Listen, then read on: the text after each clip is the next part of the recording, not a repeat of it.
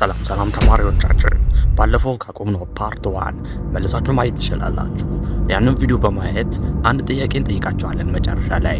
ከዛ ላይ የመለሳችሁ ሰው ወደ 10 ብር ትሸለማላችሁ። በቴሌብር እንልክላችኋለን። በኮመንት ስር እንድታሳውቁን እንገልጻለን። ወደ ዛሬው ትምህርት ስንሄድ ፓርት 2 ወርልድ ዋር ፈርስት የሚለውን ፓርት 2 እናያለን። እንቀጥል። እነ ኦስትሪያ ሃንጋሪ እና ሌሎችም ሀገራቶች ተሰብስበው አሁን ወደ ጦርነቱ ገብተዋል። አሁን የዚህ ሰውዬ መሞት ከዚህ በፊት ፓርት 1 ላይ የተገደለው ሰውዬ አለ። ያ የተገደለው ሰውዬ በመሞቱ ምክንያት ወደ ጦርነት ገብታለች። ኦስትሪያ ሃንጋሪ ሰርቢያን ለመውጋት ተነስታለች። ጀርመን ይህንን ጦርነት ስትቀላቀል ቀጥታ በሆነ መንገድ ነው፣ ግን ይህንን ጦርነት ከተቀላቀለች በኋላ ጀርመን ለኦስትሪያ ሃንጋሪ የላከችላቸው ደብዳቤ አለ። ይህ ማለት ዘ ብላክ ቼክ ይባላል። ብላክ ቼክ ማለት ጥቁሩ ቼክ ማለት ነው። ይህ ጥቁሩ ቼክ ማለት በባዶ እረዳሻለሁ ማለት ነው። በባዶ መርዳት ማለት ደግሞ እንደ ሌሎቹ ገንዘብ አይደለም የላከችላቸው። ቼክ ሲባል ገንዘብ ምናምን ነው የምናስበው፣ ግን አግዝሻለሁ፣ ከጎንሽ ነኝ፣ ምንም ችግር ቢመጣ እኔ ያለው የሚል መልእክት ነበር የላከችላቸው። ከዛ በኋላ ወደ ጦርነት ተጀመረ። ጦርነቱን ደግፈው የገቡ አሉ። እነ ኦስትሪያም ጦርነት ጀመሩ፣ ሌሎችም ሀገራት ጦርነት ጀመሩ።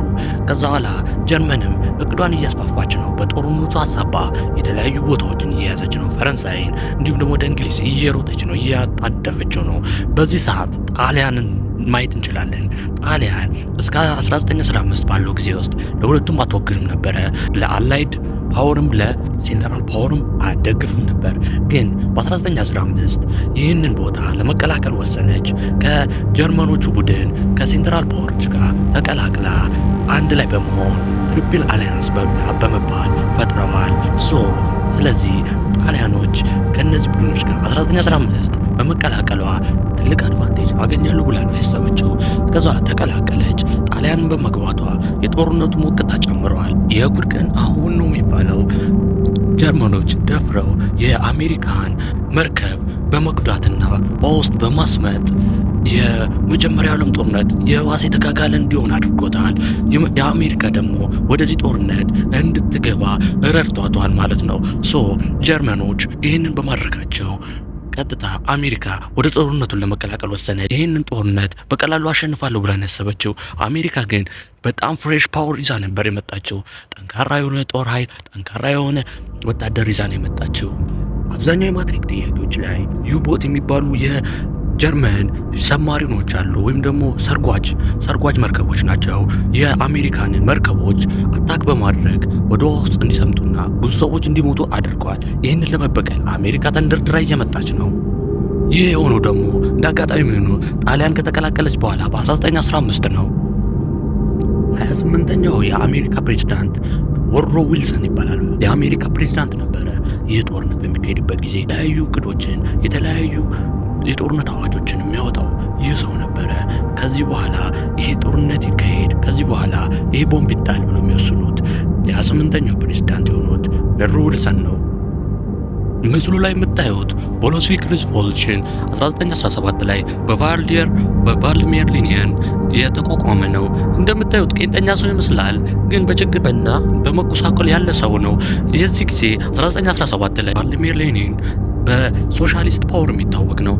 ሩሲያ በተዳከመች ሰዓት አንድ በማድረግ ሶሻሊስት ፓወር ለመፍጠር እየታገለ ያለበት ጊዜ ነበረ እና ደግሞ በፈቃደኝነት ከጀርመን ጋር ጦርነት ማድረግ አልፈልግም ብላ በብሪስት ሊቶቭስክ በተባለው በዛ ውል መሰረት ከዚህ ጦርነት ወጥቻለሁ ብላ ተናገረች። እንዲሁም ደግሞ ለጀርመን ይሄ ነገር ቀለለላት። በምዕራቡ ዓለም ጦርነት ማድረግ ይሻለኛል፣ ምስራቋንማ ቀድሞ እጅ ሰጥቶኛል ብላ ተስፋ አድርጋ ቀጥታ ወደነ እንግሊዝ ሄደች። ጦርነቱ ሊያበቃቃ ይመስላል። 1918 ላይ በራስ ፈቃዳቸው እጃቸውን የሚሰጡ ሰዎች በዙ። ይህ ይባላል አርምስቲክስ ማለት የተለያዩ ሀገራቶች እጃቸው መስጠት ጀምረዋል። በዚህ ጦርነት ውስጥ ያሉ ሀገራቶች ግን አብዛኛውን ጦርነት እያሸነፉ ያሉት ትሪፕል ኢንቴንት ወይም ደግሞ የነ እንግሊዝ ቡድን ነው። እንግሊዞች እንደምታዩት ምስል ላይ የተለያዩ ሰዎችን እየገደሉ ይገኛሉ። ለምን ምክንያት ካላችሁኝ እጃቸውን አልሰጥም ያሉትን በመግደል 1918 ኦክቶበር ላይ በብዛት ገድለው ነበረ። እንዲሁም ደግሞ መግደል ብቻ አይደለም፣ እጃቸውን የሚሰጡ የጣሊያን ሀገራት አሉ 1915 ላይ ተቀላቅለው፣ ግን ይህንን ጦርነት በተለያዩ መንገዶች እየተሸወዱ እጃቸውን መስጠት ጀምረዋል። ጀርመን ደግሞ ይህንን መቋቋም ስላቃታት ወደ መውደቁ እያመራላት ነው። እነ ኦስትሪያ ሃንጋሪ እጃቸውን መስጠት ጀምረዋል። ይህን ይባላል አርሚስቲስ ይባላል። ቀስ በቀስ መዳከም እየታየ ነው። ጋዜጣው ላይ እንደምታዩት ኦስትሪያ ሃንጋሪ አርሚስቲስ የተኩስ አቁም ስምምነቱን ፈረመች ይላል። በቃ አሁን ጦርነቱ ሊያበቃ ይመስላል። እነ ጀርመን እነ ጣሊያንማ ቀድሞውኑ እጃቸውን ለመስጠት ዝግጁ ሆነዋል። 1918 ኖቬምበር ላይ አርሚስቲስ ተጀመረ። ተኩስ አቁም ስምምነት ተጀመረ። ምስሉ ላይ የምታዩት ሰውዬ አንገቱን አቀርቅሯል። ይህ ያቀረቀረው ሰውዬ ተኩስ አቁም ያለው ጦርነቱን ተሸንፍ ያለው ብሎ የተሸነፈ ሰው ነው። የመጀመሪያው ዓለም ጦርነት ላይ እነዚህ ሰዎች እንደምታያቸው የተኩስ አቁም ስምምነት እያደረጉ ይገኛሉ። ሌላ ጦርነቱን ከሚያዳክሙ ነገሮች ውስጥ ስፓኒሽ ፍሉ የሚባል በሽታ ተነሳ። ይህን ጊዜ ጦርነቱን እንዲዳከም ትልቅ ሚና ተጫውቷል። 1819 ላይ ጦርነቱ ካለቀ በኋላ ጦርነቱ ጀርመን፣ ሁሉም ሀገራት ተቃራኒ የሚባሉ ሀገራት እነ ኦስትሪያ እነ ጣሊያን በገዛቻቸው የተኩስ አቁም ስምምነት ወይም አርሚስቲስ ተፈራርመው ጨረሱ። ቀጣይ ትሪቲ ኦፍ ቫርሳይልስ ይባላል። ትሪቲ ኦፍ ቫርሳይልስ የሚባለው ጀርመን ነፃነቷ የተነፈገባት እንዲሁም ደግሞ በጦርነቱ ካሳ እንድትከፍል የተወሰነባት ነው። ሌሎቹም በማስጠንቀቂያና እንዲሁም ደግሞ የተለያዩ ቅጣቶችን በመጣል ነው ያሳለፉት። የሚገርም ነው።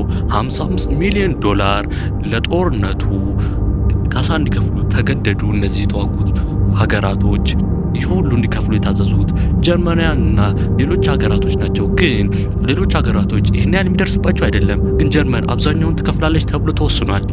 ምናልባትም ሙሉን እንድትከፍል ተብሎ ሊሆን ይችላል። እኔም አውቀው ብቻ ግን ቨርሳይልስ ጀርመን ላይ ከፍተኛ የሆነ ጫና እንደነበረው ነው። ይህ ጫና ደግሞ የሆነበት ምክንያት ጀርመን መልሳ ወደ ጦርነቱ እንዳትመለስና እንድትዳከም የተደረገ ስትራቴጂ ነው። ለሂትለር መነሻ ምክንያት ሆኗል። ሁለተኛ የዓለም ጦርነት ትልቁ ምክንያት ይህ ውል ነው። ይህ ውል ባይኖር ኖሮ ጀርመናውያኖች ለበቀል አይነሱም ነበረ። ሂትለር ይህንን ውል አፈርሳለሁ፣ ይህን ውል እኛን ለማዳከም የተሰራ ስትራቴጂ ነው ብሎ ሁለተኛ የዓለም ጦርነትን አያስከፍትም ነበር። ይህ ምስል ላይ እንደምታዩት ከሆነ ሂትለር እንዲነሳ መነሻ ምክንያት ሆኗል። አሁን ወደ ጥያቄው እንሄዳለን። ጥያቄው ምን ይላል? መጀመሪያ የዓለም ጦርነት መነሻ ምክንያት አንድ ሰው ስለተገደለ ነው። የመጀመሪያው የዓለም ጦርነት ኦስትሪያ ሃንጋሪ መሪ ወይም ሉል አልጋ ወራሽ የሚባለው ሰውዬ ከሞተ በኋላ ነው። ይህ የገደለው ሰውዬና የተገደለው ሰውዬ ማን ይባላል ስማቸው? ይህንን በኮመንት ላይ በመናገር እንዲሁም ደግሞ ይህን ቪዲዮ ላይክ በማድረግ የቀደሙን ቪዲዮ ላይክ በማድረግ ፓርት ዋንም ማለት ነው ላይክ በማድረግ ስክሪንሾት በማስቀመጥ እንዲሁም ደግሞ መልሳችሁን በማስቀመጥ የመጀመሪያው ሰው 10 ብር በቴሌብር ላክለታል። ይህንን ቻናል እንድታዩት ለሌላ ሰዎች ሼር እንድታረጉ፣ ላይክ እንድታረጉ፣ ሰብስክራይብ እንድታረጉ እንጋብዛችኋለን። ይህ የትምህርት ቻናል ነው። እናመሰግናለን።